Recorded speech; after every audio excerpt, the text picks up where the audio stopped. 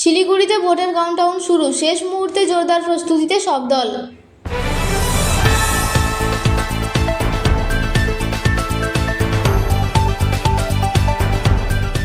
আর মাত্র 3 দিন বাকি ভোট, তার আগেই চূড়ান্ত প্রস্তুতিতে ব্যস্ত শিলিগুড়ির সমস্ত রাজনৈতিক দল।